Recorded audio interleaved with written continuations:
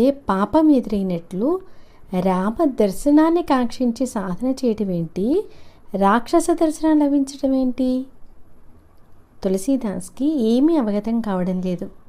ఇంతలో ఆ బ్రహ్మ రాక్షసి తులసీదాస్కి నమస్కరించి, మహాత్మా, నేనొక శాపవశాత్తు ఈ రావి చెట్టుపై బ్రహ్మరాక్షసిని ఉంటున్నాను. నీవు పవిత్ర గంగాజలం చల్లుటచే నా పాపమంతయు ప్రక్షాళనమై నేను పవిత్రమయ్యాను. నాకు ఇంతటి మహోపకారం చేసిన నీకు ఏదైనా సహాయం చేయాలని నా మనసు ఉర్రూతలుగుచున్నది. ఇంతకీ నీవెవరు?